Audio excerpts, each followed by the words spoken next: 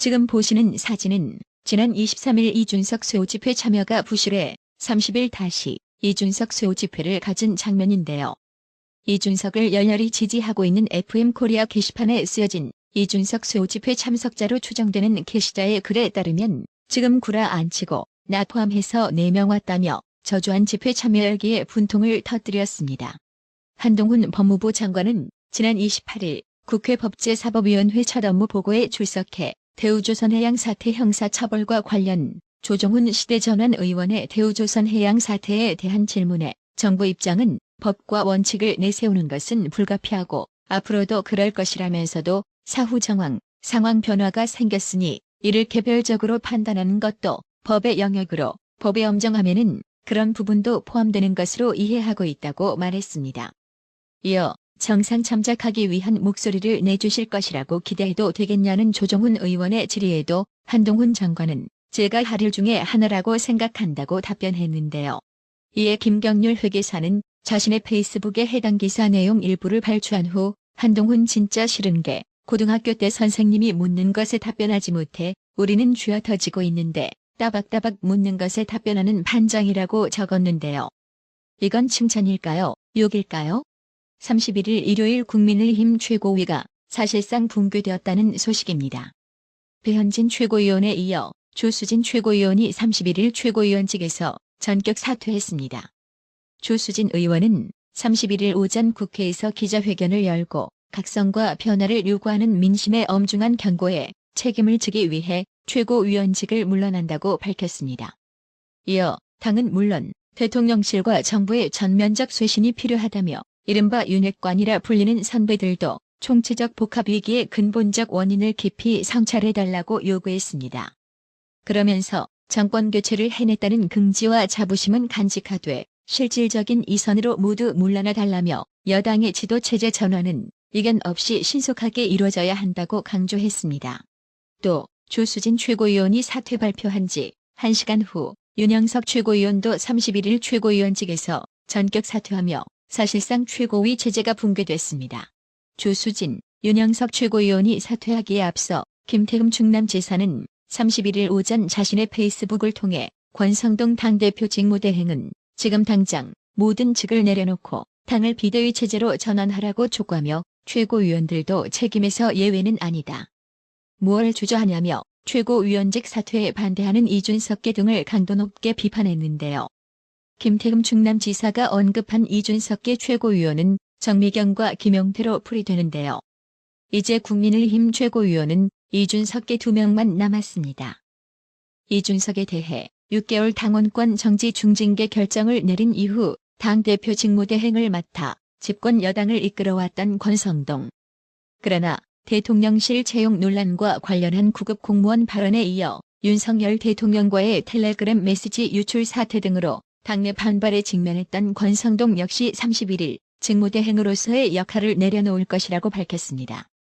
권성동은 이날 자신의 페이스북을 통해 주속한 비상대책위원회 체제로의 전환에 모든 노력을 기울이겠다며 이같이 말했습니다.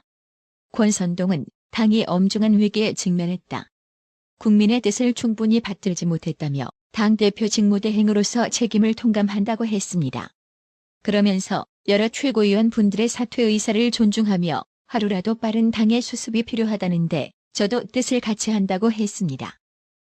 지금부터 문재인 좌익 정권에서 일어난 불법 송금 관련 소식을 종합해 전해드리겠습니다. 금융감독원은 최근 신한은행과 우리은행 검사를 통해 4조 1천억 원 규모의 의심스러운 외환 거래를 확인했다고 밝혔습니다.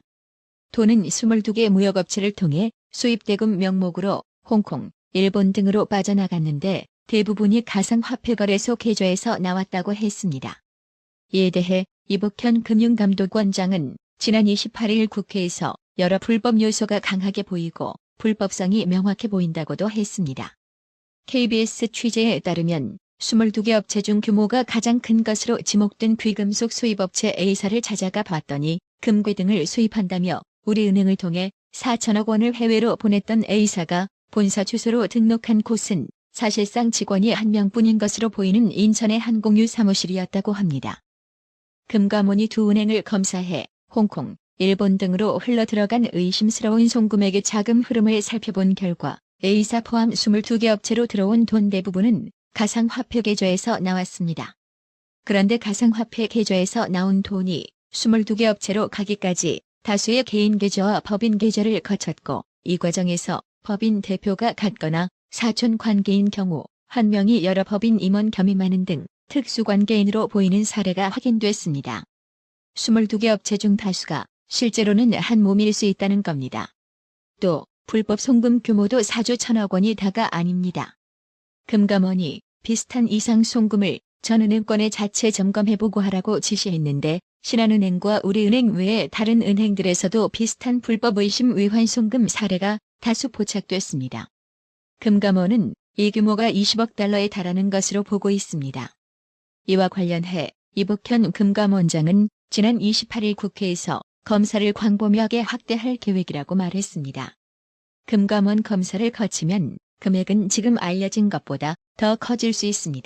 이번 대규모 불법 위반 송금 사건의 실체를 명확히 규명하려면 국내에서 빠져나간 4조 1천억 원의 자금이 해외에서 어떻게 움직였는지, 또 돈을 보낸 이유가 뭔지 등을 조사해야 합니다. 이는 금감원으로부터 자료를 넘겨받은 검찰과 관세청 등이 수사로 밝혀야 할 부분입니다. 이미 중앙지검과 관세청은 금감원과 자료를 공유하며 수사에 착수했습니다. 한편 국정원 또한 이 사건을 조사하고 있는 것으로 알려졌습니다. 윤영석 최고위원은 지난 29일 가상화폐 거래소를 경유한 거액 해외 송금 의혹과 관련, 특히 동일인이 2조 원을 중국으로 외화 송금했다는 사실도 드러나고 있다며 강한 의혹을 제기했습니다. 윤영석 최고위원은 이날 국회에서 열린 비대위 회의에서 신한, 우리은행 등을 통해서 7조 원의 수상한 외화 송금 거래가 적발되었다며 이같이 말했습니다. 그러면서 대북 송금 의혹에서부터 문재인 정권 관련자의 불법 정치자금설까지 많은 의혹이 제기되고 있는데, 금융감독원과 수사당국은 신속하게 철저한 진상규명을 해야 한다고 촉구했습니다. 윤영석 최고위원은 2020년 1월 문재인 정권 당시에 추미애 전 법무부 장관은 금융증권범죄합동수사반을 해체했다며, 당시 라임, 옵티머스 펀드 사건의 문재인 정권 핵심부와 연루된 금융증권 사건 와중에 해체한 것이 문재인 정권의 부정부패를 덮고 이번에 적발된 7조 원대의 불법적 외화 송금 사건을 덮기 위한 것이 아니었는지 여부도 철저히 밝혀내서 관련자를 엄벌해야 한다며 거듭 불법 정치자금 유출 의혹을 제기했습니다. 탱탱이님, 어려운 형편의 나라의 TV 운영 유지를 위해 몇 년 동안이나 지속적으로 변함없이 매월 서너 번씩 구독료 후원해주셔서 정말 감사합니다. 나라의 TV는 구독료 후원으로만 운영 유지되고 있으니 구독자님들의 따뜻한 정성이 필요합니다. 항상 뉴스 전달 방식에 노력하는 나라의 TV가 되겠습니다. 구독 그리고 알람 설정, 뉴스 영상 내용이 좋았다면 좋아요를 클릭해주세요.